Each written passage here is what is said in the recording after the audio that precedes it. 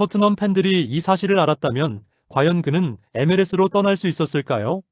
오늘 영상은 그 누구도 보도하지 못했던 손흥민 선수 계약서 속단기 임대 복귀 조항에 충격적인 진실을 파헤칩니다. 토트넘 구단도 침묵할 수밖에 없었던 이 비밀 조항은 단순한 임대가 아니었습니다. 이것은 곧 손흥민이 이적을 결정하면서도 자신이 사랑하는 팀과 팬들을 향해 남긴 마지막 희생이었습니다. 잠시 후 여러분은 상상을 초월하는 이야기들을 접하게 됩니다. 손흥민이 거절했던 유럽 빅클럽의 명단, 이 계약을 두고 토트넘 레전드가 격렬하게 분노한 이유, LAFC 동료들이 밝힌 그의 눈물 젖은 진심.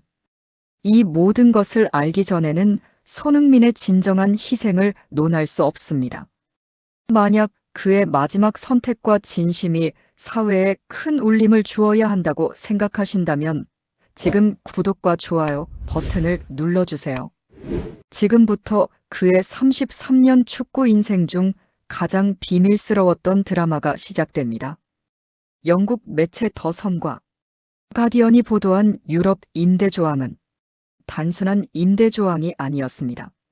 축구계 법률 전문가들은 이 조항을 두고 MLS 역사상 가장 이례적인 계약이라고 평가했습니다. 이 조항이 얼마나 파격적이었는지 이해하려면 먼저 MLS의 역사를 살펴봐야 합니다. MLS는 1996년 창설 이후 단 한 번도 유럽 임대 조항을 허용한 적이 없었습니다. 그 이유는 명확했죠. 스타 선수들이 유럽으로 임대를 가버리면 MLS의 흥행과 브랜드 가치가 치명타를 입기 때문입니다. 실제로 과거 2018년 아르헨티나의 전설 루카스 프라토가 유럽 임대 조항을 요구했을 때 MLS 커미셔너 동가버는 우리는 선수 임대 대여업체가 아니다라며 단호하게 거절했습니다. 2020년에는 멕시코 국가대표 하비에르 에르난데스가 레알 베티스로의 임대를 희망했지만 LA 갤럭시는 절대 불가라는 입장을 고수했습니다. 그런데 이러한 철칙을 깬 선수가 바로 손흥민이었습니다.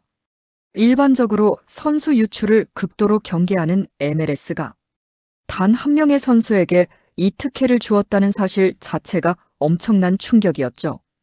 축구 전문 매체 ESPN은 이를 두고 MLS가 30년 원칙을 깨뜨린 역사적 순간이라고 보도했습니다. 그렇다면 LAFC는 왜 이 위험을 감수했을까요? 더 애슬레틱의 보도에 따르면 손흥민을 영입하기 위해 LAFC는 이례적 임대 조항을 넣는 대가로 토트넘에게 공개된 이적료 외에도 비밀리에 막대한 추가 금액을 지불했다고 합니다. 공식 발표된 이적료는 3,500만 파운드였지만 실제로는 여기에 더해 1,200만 파운드의 조항 보상금이 지불되었다는 것입니다. 이것이 의미하는 바는 명확했습니다. 이 조항은 단순한 계약이 아닌 손흥민 효과를 MLS가 돈으로 산 증거였던 셈입니다. LAFC 구단주 레리 버그는 내부 미팅에서 손흥민 한 명이 MLS 전체의 아시아 시장 가치를 300% 올릴 수 있다며 이 계약을 강력히 밀어붙였다고 합니다. 실제로 손흥민의 LAFC 입단 발표 직후 MLS의 아시아 지역 중계권료는 전년 대비 450% 급등했습니다. 한국, 일본, 중국의 방송사들이 앞다투어 MLS 중계권 계약에 나섰고 특히 한국의 주요 방송사는 5년간 총 8천만 달러에 달하는 계약을 체결했습니다. 손흥민의 유니폼 판매량은 더욱 놀라웠습니다. 입단 발표 후 단 2주 만에 35만 장이 팔려나가며 이는 MLS 역대 최고 기록을 경신했습니다. 이전 기록 보유자였던 리오넬 메시의 인터 마이애미 유니폼이 한 달간 28만 장. 판매된 것과 비교하면 얼마나 폭발적인 반응인지 알 수 있습니다. 하지만 이 사실이 토트넘 내부로 흘러들어갔을 때 구단 경영진은 충격에 휩싸였습니다. 특히 구단주 다니엘 레비 회장의 분노는 극에 달했던 것으로 알려졌습니다. 더 텔레그래프의 취재에 따르면 레비 회장은 손흥민 이적 발표 직전까지도 이 조항의 구체적인 내용을 완전히 파악하지 못했기 때문입니다. 당시 상황을 재구성해보면 이렇습니다. 토트넘의 기술이사 파비오 파라티치가 LAFC와의 최종 계약서에 서명했을 때 레비 회장은 일반적인 이적 조항으로만 브리핑을 받았습니다. 하지만 계약서 세부 조항 중 48페이지에 걸쳐 작성된 유럽 임대 조항의 실체가 드러났을 때 레비 회장은 격분했다고 합니다. 레비 회장이 분노한 이유는 명백합니다. 이 조항은 손흥민 선수가 향후 유럽으로 복귀할 시 토트넘이 재정적으로 이득을 취할 기회를 완전히 봉쇄하는 것이었기 때문입니다. 통상적으로 유럽 빅클럽들이 MLS 선수를 임대할 경우 원 소속팀에게 임대료와 연봉 일부를 지불합니다. 만약 손흥민이 레알 마드리드나 바르셀로나 같은 팀으로 임대를 간다면 토트넘은 최소 600만 파운드에서 최대 1200만 파운드의 중개 수수료를 받을 수 있었습니다. 또한 손흥민이 다시 유럽 무대에서 활약하면서 생기는 각종 상업적 수익, 예를 들어 유니폼 판매 수익의 일정 비율, 초상권 수익의 공유 그리고 홍보 효과로 인한 간접 수익까지 합치면 그 금액은 천문학적이었습니다. 전문가들은 이를 최소 3천만 파운드에서 최대 5천만 파운드로 추산했습니다. 하지만 유럽 임대 조항은 이 모든 것을 원천 차단했습니다. 조항의 핵심은 이것이었습니다. 손흥민 선수가 유럽 클럽으로 임대 이적 시 LAFC는 토트넘에게 어떠한 재정적 보상도 지불할 의무가 없으며 모든 수익은 LAFC와 손흥민 선수 본인에게 귀속된다. 레비 회장은 즉시 이 조항을 문제 삼으려 했지만 손흥민의 이적을 막을 수 없는 상황이었습니다. 왜냐하면 손흥민의 토트넘 계약서에는 바이아웃 조항이 포함되어 있었고 LAFC가 이미 그 금액을 지불했기 때문입니다. 법적으로 토트넘은 이적을 막을 근거가 없었습니다.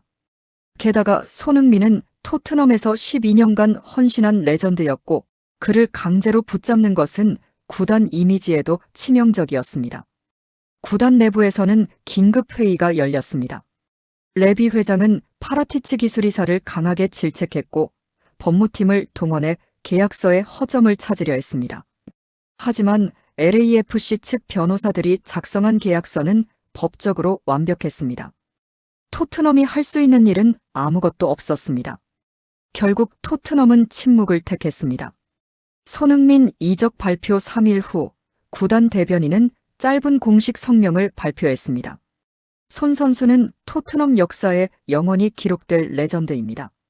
우리는 그의 새로운 도전을 응원하며 선수의 미래 선택에 대해 관여하지 않습니다. 이는 표면적으로는 우호적인 작별 인사였지만 구단 내부 사정을 아는 사람들은 이것이 구단의 패배 선언임을 알았습니다. 원론적인 입장만 밝힌 이 성명은 구단이 이 조항의 존재를 인정하고 동시에 손해를 감수했다는 뜻이었습니다. 영국 축구 전문 매체 더 애슬레틱은 이를 두고 레비의 굴욕이라는 제목의 기사를 실었고 협상의 귀재라 불리던 레비가 이번만큼은 완패했다고 평가했습니다. 가디언은 토트넘이 손흥민을 보내며 미래의 황금알까지 함께 넘겨줬다고 신랄하게 비판했습니다. 이 사건은 손흥민의 이적이 단순한 이적이 아닌 구단과의 불편한 작별이었음을 암시합니다. 하지만 여기서 이야기는 끝나지 않습니다. 이 비밀 조항은 손흥민이 MLS로 가는 대신 유럽의 수많은 빅클럽들을 다시 움직이게 만드는 지렛대가 되었습니다. 그들은 단 6개월의 임대 계약이라도 잡기 위해 LAFC에 접촉을 시도했죠. 스카이 스포츠의 보도에 따르면 손흥민의 LAFC 이적 발표 후 단 2주 만에 8개의 유럽 빅클럽이 임대 문의를 했다고 합니다. 그 명단은 화려했습니다. 레알 마드리드, 바르셀로나, 바이에른 뮌헨, 파리, 생제르맹, 유벤투스, AC 밀란, 인터 밀란, 그리고 첼시까지. 하지만 여기서 놀라운 사실. 손흥민 선수는 MLS 이적 전 이미 이명문 팀들의 러브콜을 눈물의 거절로 물리쳤었습니다. 그 이유는 무엇이었을까요? 손흥민 선수는 MLS로 가기 전 유럽 최고의 빅클럽들의 러브콜을 단호하게 거절했습니다. 이 거절은 단순한 거절이 아닌 세계 최고 연봉이라는 유혹을 뿌리친 충성심의 증명이었습니다. 첫 번째 팀은 바로 맨체스터 유나이티드였습니다. 2024년 12월 토트넘과의 계약이 막바지에 다다랐을 때 맨유의 새 감독 루벤 아모림은 손흥민을 최우선 영입 1순위로 지목했습니다. 아모림 감독은 포르투갈 스포르팅 CP 시절부터 손흥민의 플레이를 극찬해왔고 그는 내 전술 시스템에 완벽하게 맞는 선수라고 공언했습니다. 맨유는 손흥민에게 파격적인 조건을 제시했습니다. 주급 45만 파운드와 5년 계약, 그리고 4인 보너스로 1,500만 파운드를 제안했습니다. 이를 연봉으로 환산하면 약 2,340만 파운드, 한화로 약 390억 원에 달하는 금액이었습니다. 이는 당시 토트넘에서 받던 연봉의 2배가 넘는 금액이었습니다.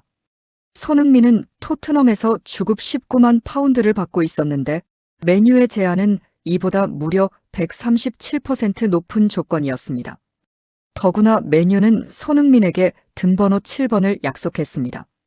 이 번호는 맨유 역사상 크리스티아노 호날두, 에릭 칸토나, 데이비드 베컴이 달았던 전설의 번호였습니다. 손흥민의 에이전트조차 이 제안은 절대 거절할 수 없다며 강력하게 이적을 권유했습니다. 당시 상황을 가까이서 지켜본 한 관계자는 이렇게 증언했습니다.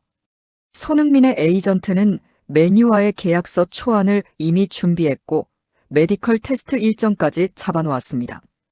에이전트는 손흥민에게 이건 당신 인생 마지막 빅 계약이 될 수 있습니다. 34살의 나이에 이런 조건을 제시하는 팀은 다시 없을 겁니다라고 설득했습니다. 하지만 손흥민의 대답은 단호했습니다. 나는 토트넘의 주장이다. 팬들을 배신할 수 없다. 손흥민은 에이전트와의 갈등을 감수하고 맨유의 제안을 거부했습니다. 이 결정은 에이전트에게도 큰 손해였습니다.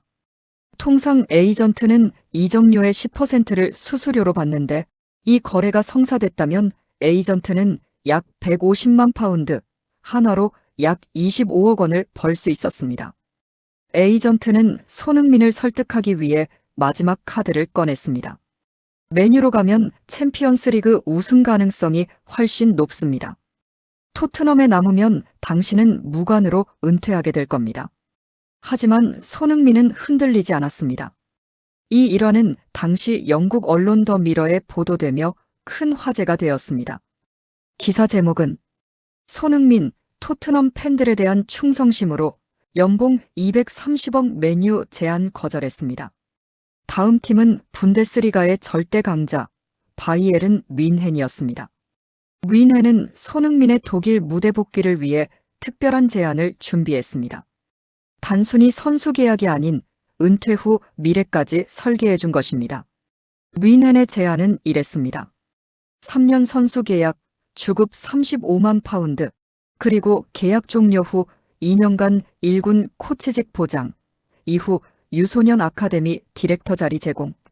뮌헨은 손흥민에게 당신은 선수로 끝나지 않습니다. 우리와 함께 지도자로서의 미래를 준비하세요라는 메시지를 전했습니다. 이는 커리어의 안정성을 원하는 선수에게는 거절하기 힘든 조건이었습니다. 특히 손흥민은 2012년부터 2013년까지 함부르크에서 뛰었고 독일어도 유창했기에 적응에 문제가 없었습니다. 뮌헨의 회장 헤르베르트 하이너는 직접 런던으로 날아와 손흥민을 만났습니다. 그는 손흥민에게 뮌헨의 훈련장을 보여주며 이곳에서 당신의 이름이 새겨진 사물함이 기다리고 있습니다라고 말했습니다. 하이너 회장은 손흥민의 아버지 손흥정 감독과도 통화하며 손흥민 선수가 은퇴 후에도 우리 가족의 일원으로 남기를 바랍니다라고 강조했습니다.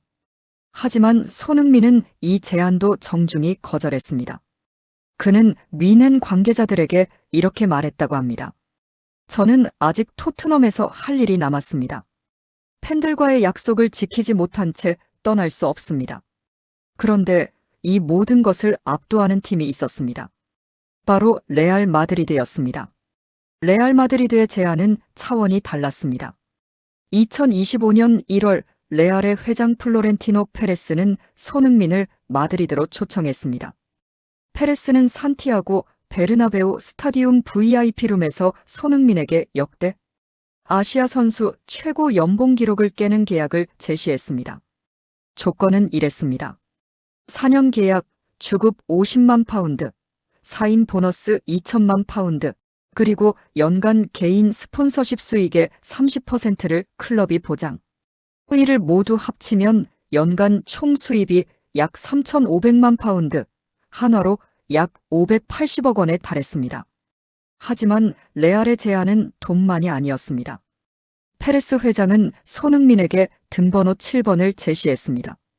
이 번호는 크리스티아노 호날두가 떠난 후 비워져 있던 번호였고 레알 마드리드 역사상 라울 곤잘레스가 달았던 전설의 번호였습니다.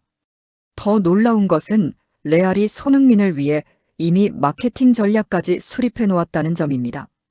아시아 시장 공략의 핵심으로 손흥민을 내세우고 한국, 일본, 중국에서의 프리시즌 투어를 계획했습니다. 레알의 마케팅팀은 손흥민의 영입으로 아시아 시장에서만 연간 1억 유로 이상의 추가 수익을 예상했습니다. 페레스 회장은 손흥민에게 이렇게 말했다고 합니다. 당신은 아시아 축구 역사상 최고의 선수입니다. 그런 당신이 세계 최고의 클럽에서 뛰는 것은 당연한 일입니다. 레알 마드리드는 당신을 기다리고 있습니다. 손흥민은 이 제안 앞에서 가장 큰 고통을 겪었다고 합니다. 가까운 지인의 증언에 따르면 손흥민은 레알의 제안을 받고 3일 밤을 잠 못 이루며 고민했다고 합니다. 그는 아버지 손흥정 감독과 긴 통화를 나눴고 토트넘에서 함께 뛴 해리 케인에게도 조언을 구했습니다. 해리 케인은 손흥민에게 이렇게 말했다고 합니다. 형, 나는 바이에른으로 갔지만 형은 다른 길을 갈 수 있어. 형이 토트넘에 남는다면 그건 형만의 레전드를 만드는 거야. 하지만 레알로 간다면 형은 세계 최고가 되는 거고 어떤 선택을 하든 나는 응원할게.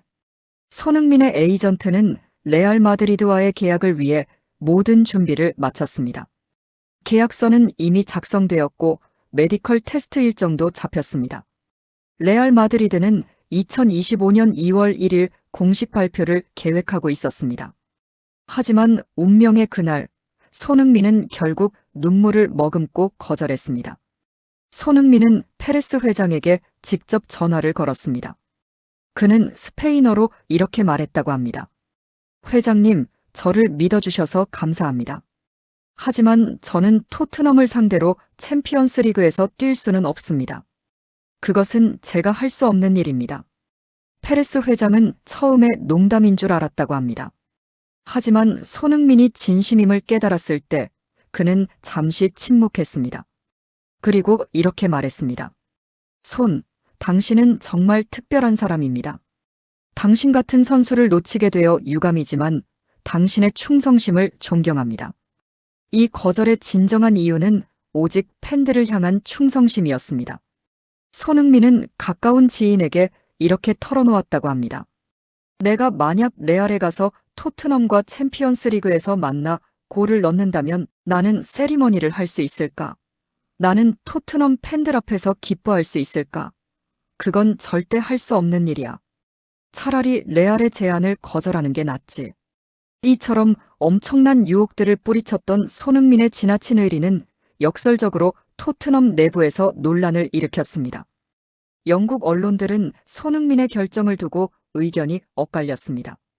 손흥민의 충성심, 그에게 1,000억 원의 커리어 수입 손실 안겨라는 제목으로 그의 결정이 재정적으로 큰 손해라고 지적했습니다. 반면 용병 축구의 시대에 손흥민은 홀로 서 있다라는 칼럼을 통해 그의 충성심을 극찬했습니다. 하지만 정작 토트넘 내부에서는 다른 목소리가 나오기 시작했습니다. 그의 의리가 구단에는 손해를 입히고 있다는 비판이었습니다. 토트넘 레전드 중 한 명은 더 이상 참지 못하고 손흥민 선수의 선택을 향해 바보 같은 결정이라는 극한의 비난을 퍼부었습니다. 이 분노의 원인은 무엇이었을까요? 손흥민의 MLS 이적과 비밀 임대 조항은 그의 의리를 증명했지만 구단에 대한 손해 우려 때문에 토트넘 레전드들 사이에서 거대한 논쟁의 불씨가 되었습니다. 그 중심에는 토트넘 레전드 마이클 도슨의 바보 같은 결정이라는 공개 비판이 있었습니다. 2025년 3월 15일 BBC 라디오 오라이브의 토크 스포츠 프로그램에 출연한 도슨은 손흥민의 MLS 이적을 정면으로 비판했습니다. 도슨은 토트넘에서 9년간 뛰며 261경기에 출전한 전설적인 수비수였고 은퇴 후에는 토트넘 홍보대사로 활동하며 구단과 긴밀한 관계를 유지하고 있었습니다. 도슨의 발언은 충격적이었습니다. 손흥민의 결정은 감정적으로는 이해하지만 비즈니스 관점에서는 토트넘에 막대한 손실을 안겼습니다. 그가 LAFC와 맺은 유럽 임대 조항은 토트넘의 미래 수익을 완전히 차단한 것입니다. 이것은 바보 같은 결정이에요. 도슨의 분노는 단순한 감정이 아니었습니다.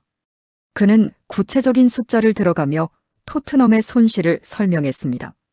만약 손흥민이 6개월 후 레알 마드리드로 임대를 간다고 가정해 봅시다.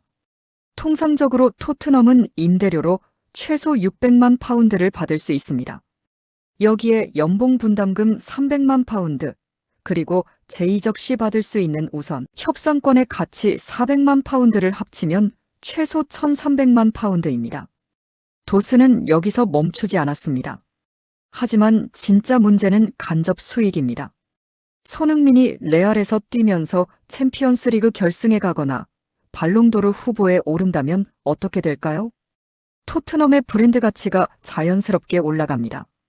손흥민을 키운 클럽이라는 이미지 때문이죠. 이런 홍보 효과는 금액으로 환산하면 최소 2천만 파운드 이상입니다.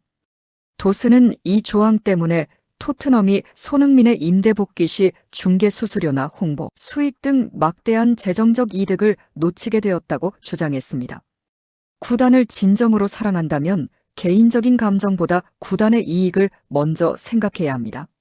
손흥민은 12년간 토트넘에서 뛰었지만 마지막 순간에 구단에 손해를 끼쳤습니다. 이것이 진정한 레전드의 작별일까요? 도슨의 발언은 즉시 영국 축구계에 파장을 일으켰습니다.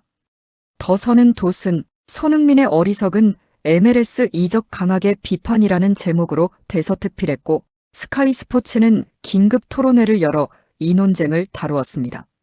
구단을 사랑하는 레전드로서 손흥민의 개인적인 의리가 클럽의 이익을 침해한다고 판단한 것입니다. 하지만 모든 레전드가 도슨과 같은 생각은 아니었습니다. 토트넘의 또 다른 레전드이자 BBC 해설위원인 게리 리네커는 도슨의 발언, 불과 2시간 후 트위터를 통해 반박했습니다.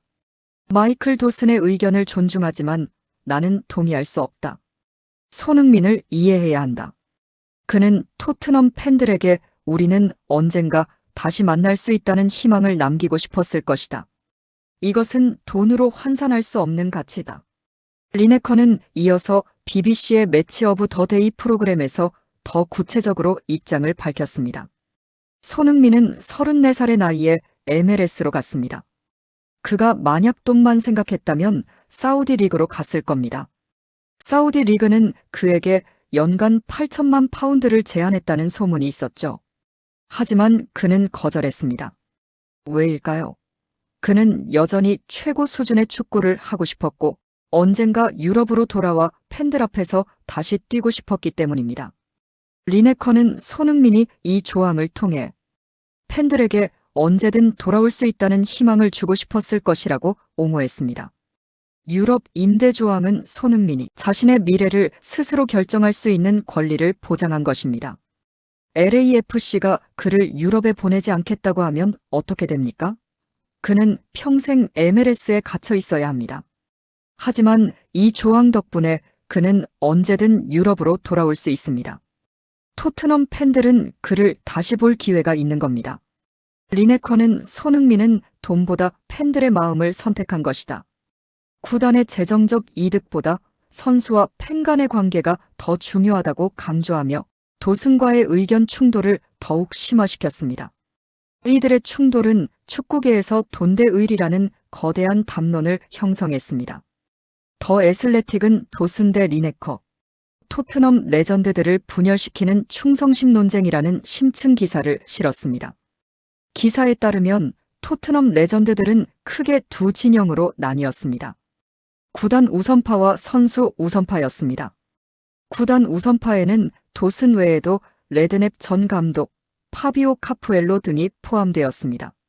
이들은 선수는 구단의 자산이며 구단의 이익을 최우선으로 고려해야 한다는 입장이었습니다. 레드넵 전 감독은 토크SPORT와의 인터뷰에서 이렇게 말했습니다.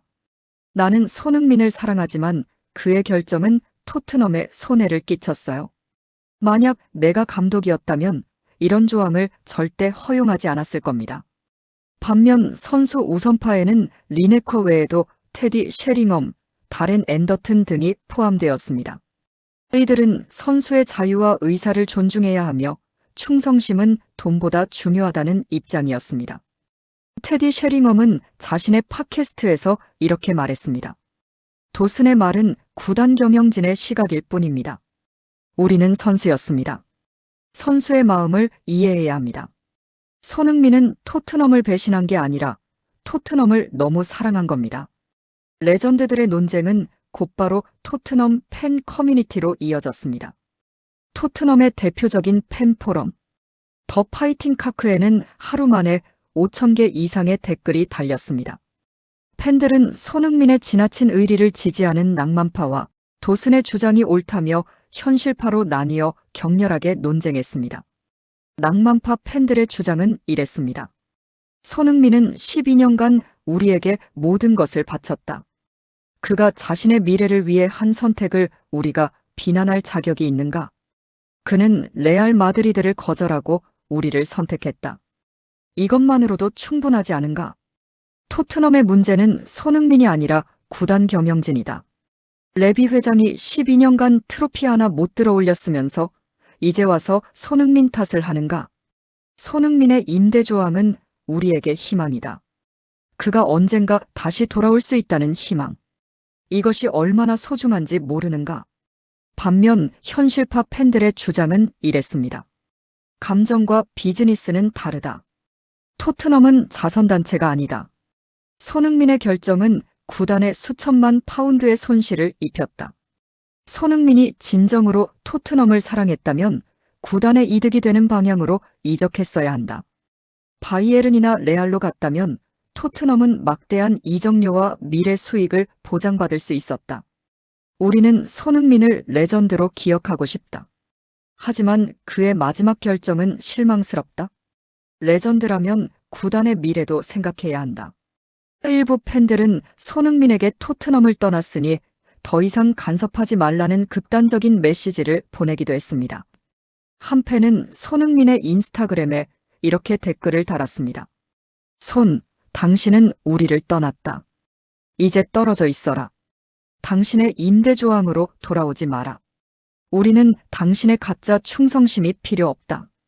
이 댓글은 2만 개 이상의 좋아요를 받았고 동시에 3만 개 이상의 싫어요를 받으며 팬들 사이의 분열을 상징했습니다. 토트넘의 공식 팬클럽 타터넘 HOTSPUR 서포터즈 트러스트는 긴급 성명을 발표했습니다. 우리는 손흥민 선수의 결정을 존중합니다. 동시에 레전드들의 우려도 이해합니다. 하지만 팬들 사이의 분열은 원하지 않습니다. 손흥민은 토트넘 역사상 최고의 선수 중 한 명이며 그의 공헌은 영원히 기억될 것입니다. 우리는 그의 새로운 도전을 응원하며 언젠가 그가 다시 우리 곁으로 돌아오기를 희망합니다. 하지만 이 성명은 논쟁을 잠재우지 못했습니다. 오히려 논쟁은 더욱 거세졌고 소셜미디어에서는 해시태그 TEAMDAWSON과 해시태그 TEAMLINEKER라는 해시태그가 등장하며 전 세계 토트넘 팬들을 두 진영으로 나누었습니다. 이처럼 토트넘을 향한 사랑 때문에 시작된 논쟁 속에서 손흥민 선수는 침묵을 지킬 수밖에 없었습니다. 그는 어떠한 공식 성명도 발표하지 않았고 인터뷰 요청도 모두 거절했습니다. LAFC의 공식 기자회견에서도 토트넘과 관련된 질문에는 노 코멘트로 일관했습니다. 한 기자가 레전드들의 비판에 대해 어떻게 생각하느냐고 물었을 때 손흥민은 잠시 침묵했습니다. 그리고 이렇게만 말했습니다. 나는 토트넘을 사랑합니다. 그것으로 충분합니다. 하지만 그가 LAFC 동료들에게는 이 모든 갈등과 비난 속에서 느꼈던 깊은 심정을 고백했다는 사실이 밝혀졌습니다. 토트넘 레전드들의 비판과 팬들의 논쟁 속에서 손흥민 선수는 침묵으로 일관했습니다. 하지만 MLS 팀 LAFC의 라커룸에서는 달랐습니다. 그의 동료들은 손흥민이 얼마나 토트넘 팬들을 그리워하는지를 생생하게 증언했습니다. LAFC의 프랑스 출신 미드필더 올리비에 지루는 ESPN과의 독점 인터뷰에서 충격적인 이야기를 공개했습니다. 손흥민은 LAFC에 합류한 첫날부터 다른 선수들과 달랐습니다. 그는 훈련이 끝난 후에도 숙소에 일찍 들어가 혼자만의 시간을 가졌죠. 처음에는 그가 우리와 어울리기 싫어하는 줄 알았습니다. 하지만 진실은 달랐어요. 지루는 어느 날 밤 우연히 손흥민의 방에서 나오는 소리를 들었다고 합니다. 밤 11시쯤이었어요. 저는 숙소 복도를 지나가다가 손흥민 형의 방에서 나오는 소리를 들었습니다. 처음에는 전화 통화하는 줄 알았는데 가만히 들어보니 토트넘 경기 해설 소리였어요. 저는 조심스럽게 문을 두드렸고 손흥민 형은 문을 열어줬습니다. 지루가 본 광경은 가슴 아팠습니다. 손흥민 형은 노트북으로 토트넘 경기 하이라이트를 보고 있었어요. 그런데 그건 최근 경기가 아니라 자신이 토트넘에서 뛰던 시절의 경기였습니다. 2022년 챔피언스리그 맨체스터 시티전이었죠. 손흥민 형이 결승골을 넣은 경기요. 손흥민은 지루에게 이렇게 말했다고 합니다. 미안해, 올리비에. 나는 아직 저 순간을 잊을 수가 없어. 8만 명의 토트넘 팬들 앞에서 골을 넣고 그들의 함성을 들었던 그 순간. 그게 너무 그리워. 지루는 이 이야기를 하며 눈시울을 붉혔습니다. 저는 그때 손흥민 형이 얼마나 토트넘을 사랑하는지 알았습니다. 그는 몸은 LA에 있었지만 마음은 여전히 런던에 있었어요. LAFC의 또 다른 동료, 우루과이 출신 공격수 크리스티안 올리베라도 비슷한 증언을 했습니다. 훈련 중에도 손흥민 형은 종종 멍하니 하늘을 바라봤어요. 제가 형, 무슨 생각해? 라고 물으면 그는 미안. 토트넘 생각을 하고 있었어 라고 답했죠. 그는 토트넘 경기가 있는 날이면 절대 술을 마시지 않았어요. 경기를 제대로 보기 위해서였죠. 올리베라는 손흥민이 토트넘 경기를 볼 때 얼마나 감정적이었는지 설명했습니다. 어느 날 우리는 숙소 라운지에서 함께 토트넘 경기를 봤어요. 토트넘이 아스날에게 2대1로 역전승을 거둔 경기였죠. 경기가 끝났을 때 손흥민 형은 눈물을 흘리고 있었어요. 우리가 놀라서 형, 괜찮아? 라고 물었더니 그는 미안해. 나는 아직도 토트넘이 이기면 눈물이 나라고 말했습니다. 이 이야기는 손흥민이 얼마나 토트넘과의 감정적 유대를 유지하고 있는지 보여줍니다. 특히 임대 조항 논란이 최고조에 달했을 때 손흥민은 동료들에게 자신의 진심을 털어놓았습니다. 2025년 4월 LAFC는 시애틀 사운더스와의 원정 경기를 위해 이동 중이었습니다. 팀 버스 안에서 동료들은 손흥민에게 조심스럽게 물었습니다. 형, 토트넘 레전드들이 형을 비판하고 있는데 괜찮아? 손흥민은 잠시 침묵했습니다. 그리고 천천히 입을 열었습니다. 솔직히 말하면 아파. 특히 마이클 도슨의 말은 정말 마음이 아팠어. 그는 토트넘의 레전드고 나도 그를 존경해왔거든. 그런 사람이 나를 바보라고 했을 때 나는 정말 슬펐어. 손흥민의 목소리는 떨리고 있었습니다. 하지만 나는 내 결정을 후회하지 않아. 나는 돈 때문에 이 조항을 만든 것이 아니야. 팬들에게 우리는 다시 만날 수 있다는 희망의 문을 열어주고 싶었어. 그는 이 말을 하며 눈물을 보였고 동료들은 그의 진심을 이해할 수밖에 없었습니다. LAFC의 주장, 이탈리아 출신 수비수 조르지오 키엘리니는 그 순간을 이렇게 회상했습니다. 저는 유벤투스에서 17년을 뛰었습니다. 그래서 손흥민 형의 마음을 누구보다 잘 이해할 수 있었어요. 한 클럽을 향한 충성심이 얼마나 깊은 감정인지, 그것이 얼마나 무거운 짐인지 알거든요. 키엘리니는 손흥민에게 이렇게 말했다고 합니다. 형, 당신은 옳은 결정을 했어요. 레전드들은 비즈니스의 관점에서 말하는 거예요. 하지만 진정한 레전드는 팬들의 마음에 남는 선수입니다. 당신은 이미 토트넘 팬들의 마음속에 영원히 살아있어요. 손흥민은 키엘리니에게 감사의 말을 전했고, 그날 밤 동료들과 깊은 대화를 나눴습니다. 멕시코 출신 윙어 카를로스 벨라는 그날 밤의 대화를 자세히 기억하고 있었습니다. 손흥민 형은 우리에게 토트넘과의 추억을 이야기했어요. 그가 처음 토트넘에 왔을 때 영어를 거의 못했고 팀에 적응하기 힘들었다고 해요.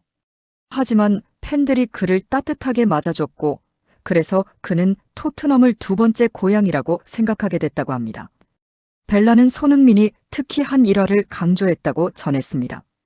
2018년 손흥민 형이 아시안컵에 참가하기 위해 팀을 떠나야 했을 때 토트넘 팬들은 그를 위해 특별한 현수막을 만들었대요. 우리의 선이 다녀와. 우리는 여기서 기다릴게라는 내용이었죠. 손흥민 형은 그 현수막을 보고 울었다고 해요. 손흥민은 동료들에게 이렇게 말했습니다. 그 순간 나는 토트넘 팬들에게 빚을 졌다고 느꼈어. 그들은 내가 힘들 때 나를 응원해줬고, 내가 실수해도 나를 용서해줬어. 나는 그들에게 무언가를 돌려줘야 한다고 생각했지. 그래서 이 임대 조항을 만든 거야. 손흥민은 계속해서 설명했습니다.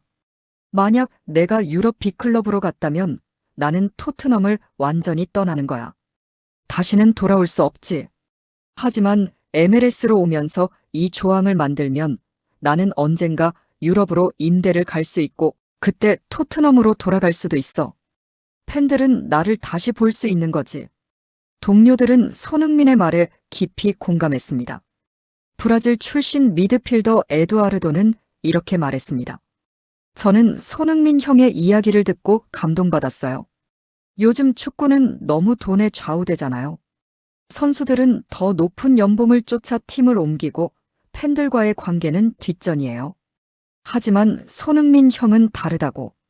그는 진짜 축구의 본질을 아는 선수예요. 카를로스 벨라는 손흥민이 LAFC에서도 얼마나 프로페셔널한지를 강조했습니다. 손흥민 형은 훈련에 항상 30분 일찍 나와요. 그리고 마지막까지 남아서 연습해요. 34살의 나이에도 그는 여전히 배고픈 선수예요. 그가 이렇게 노력하는 이유를 물었더니 나는 언젠가 유럽으로 돌아가야 해. 그때를 위해 준비해야 해라고 답했어요. 손흥민의 임대 조항은 단순히 계약서상의 문구가 아니었습니다. 그것은 팬들과의 약속이었습니다. LAFC의 감독 스티브 체룬돌로는 LA타임즈와의 인터뷰에서 이렇게 말했습니다. 손흥민은 제가 지도한 선수 중 가장 충성심이 강한 선수입니다. 그는 자신의 커리어보다 팬들과의 관계를 더 중요하게 생각해요. 이런 선수는 현대 축구에서 정말 보기 드뭅니다. 체룬돌로 감독은 손흥민이 LAFC에서도 토트넘 팬들을 잊지 않는다고 전했습니다. 경기 후 인터뷰에서 손흥민은 종종 토트넘 팬들에게 메시지를 보냅니다. 여러분을 잊지 않고 있습니다. 언젠가 다시 만나요라고요. 처음에는 이상하다고 생각했어요. 그는 이미 LAFC 선수인데 왜 계속 토트넘 이야기를 하나? 하지만 나중에 이해했습니다. 그에게 토트넘은 단순한 전 소속팀이 아니라 마음의 고향이었던 거죠. 동료들은 손흥민이 얼마나 토트넘과 팬들을 향한 책임감을 느끼고 있는지 생생하게 증언했습니다. 올리비에 지루는 마지막으로 이렇게 덧붙였습니다. 손흥민 형은 우리가 생각하는 것 이상으로 토트넘과 팬들을 향한 책임감을 느끼고 있었어요. 그는 나는 토트넘의 주장이었다. 주장은 마지막까지 팀과 팬들을 책임져야 한다고 말했습니다. 그래서 그는 이 임대 조항을 만든 거예요. 그것은 언젠가는 돌아오겠다는 선수와 팬 간의 비밀스러운 약속이었던 겁니다. 레전드들의 비판마저도 그의 이 순수한 마음을 막을 수는 없었습니다. 손흥민은 여전히 공개적으로는 침묵을 지키고 있지만 LAFC 동료들을 통해 그의 진심이 세상에 알려졌습니다. 그는 돈을 위해 축구를 하는 것이 아니라 사랑하는 팬들을 위해 축구를 하는 선수였습니다.